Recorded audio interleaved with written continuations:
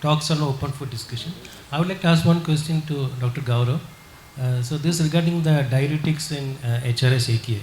So just on a clarification, are you saying that you will stop the diuretic and then reintroduce when you have, after starting treatment with terlipressin? Or in some cases, you will even continue diuretics even after making a diagnosis of HRS-AKI?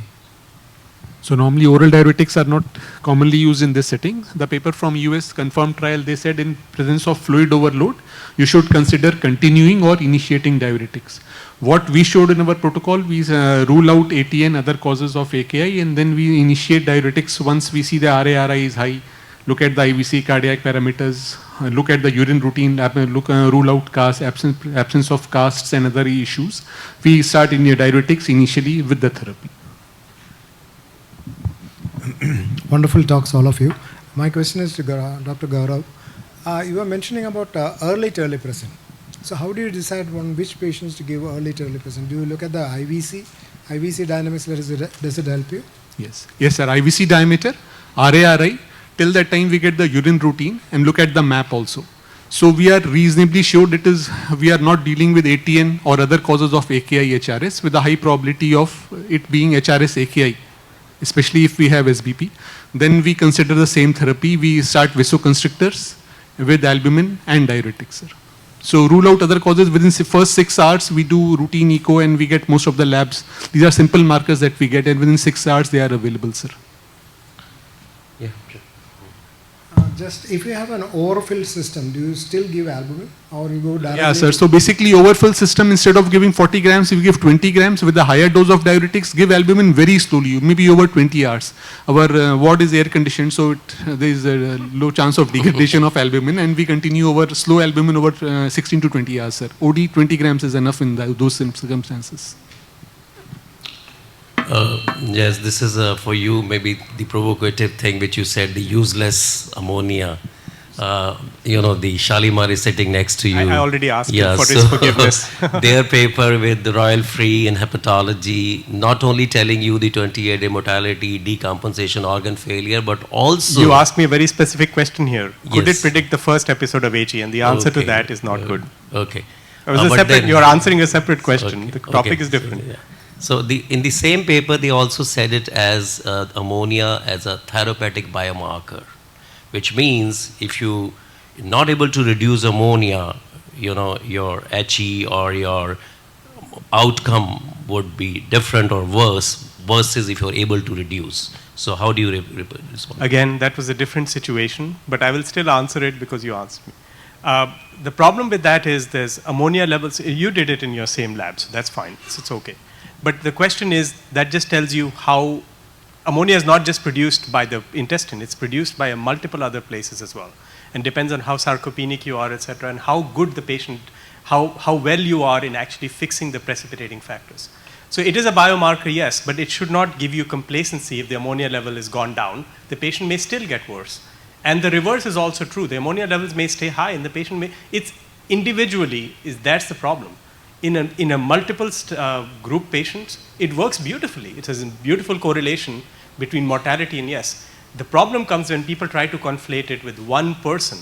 If this one person's ammonia level is not high, the worst thing is, and especially in the situation that you told me about, for us to figure out preventing first episode, I have seen in my practice personally, primary care physicians doing an ammonia levels and then starting a patient on lactulose, for which this patient is now stuck for their entire lives to treat an ammonia level. One ammonia level probably drawn badly from a patient. So for preventing first episode of HE, you are actually doing the patient a disservice by treating the ammonia levels rather than the patient. I'm assuming you are also going to talk about ammonia levels. Any non-ammonia level person come to the fore because this tirade is going to continue. I think just I'll add to what just has said. I think you need to interpret the literature in the context in what setting you're doing an ammonia. As what he's saying is a primary care, somebody who comes, a nurse asks for it. I'm not sure that's what is being done in our setting. None of the nursing staff or none of the people not involved in the primary care are asking for ammonia levels. We are not relying on just a lab value coming to us. We are taking into account what the patient's general condition is, and then you're serially following up. If you use a test in the right context, I'm sure any test gives you a right answer to it, not just a random test. This happens with every test.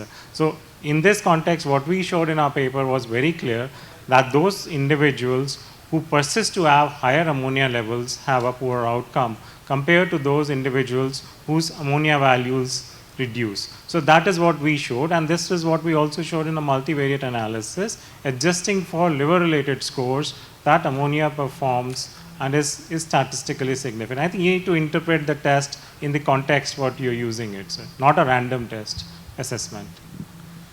Gaurav, very interesting talk. So my question is for you.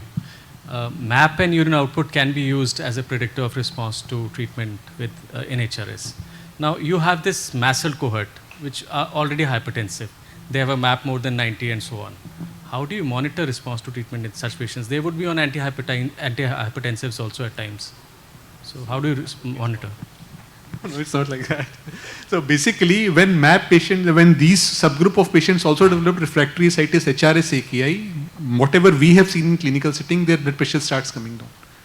They don't really have high blood pressures of 120, 180, or what we are talking about. There is a severe vasodilatory state that these patients go through. Otherwise, specific setup data for this is lacking.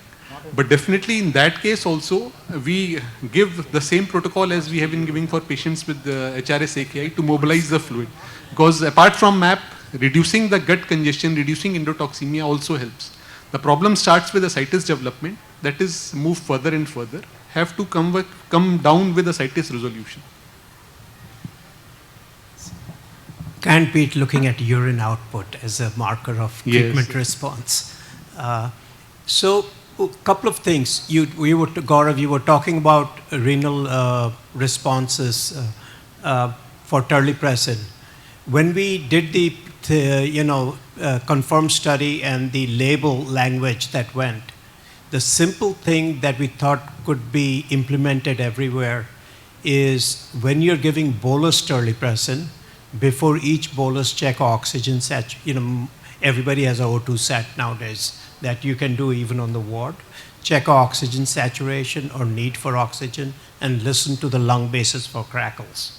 Sounds very old-fashioned and simple, but actually is quite effective in identifying the subpopulation that may not do well.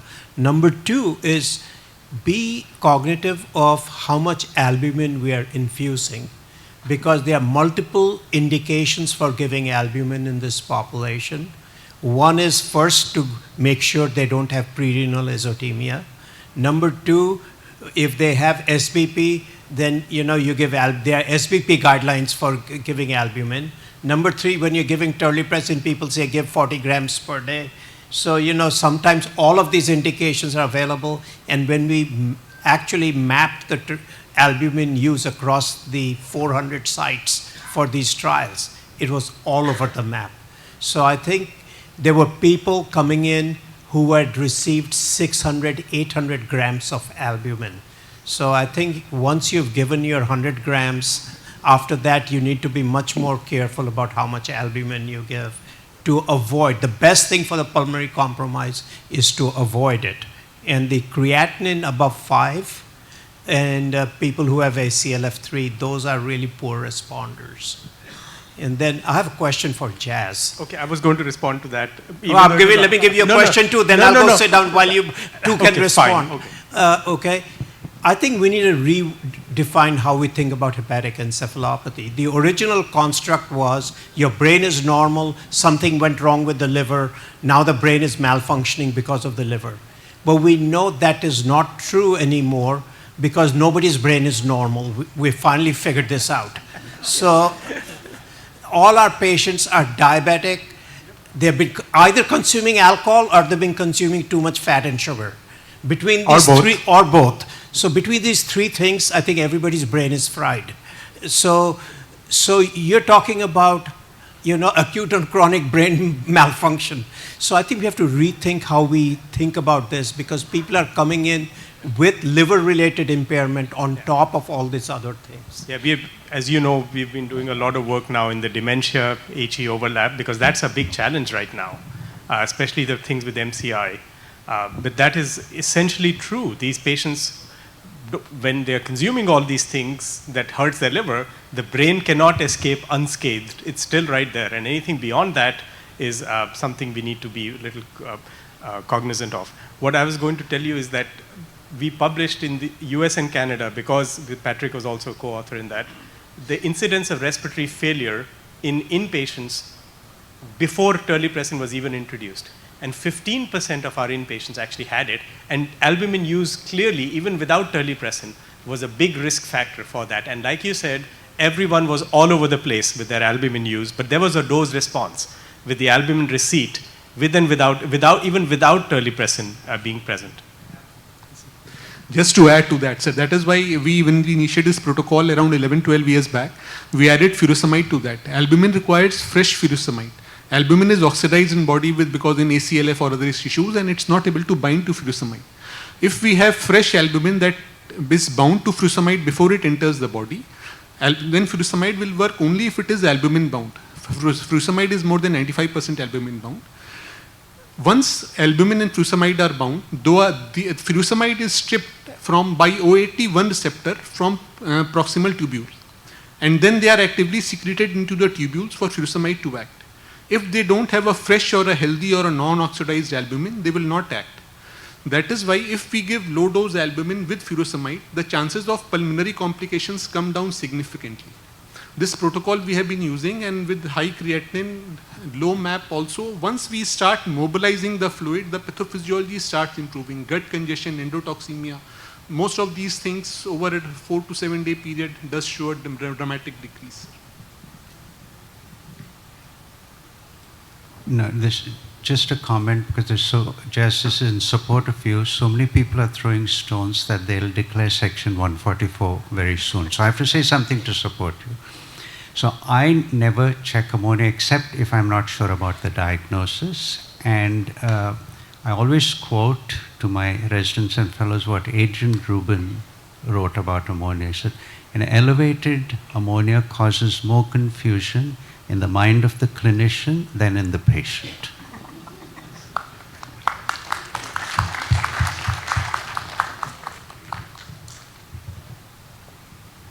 So, if there are no more questions, we'll stop this interesting session 3 here. Thank you all.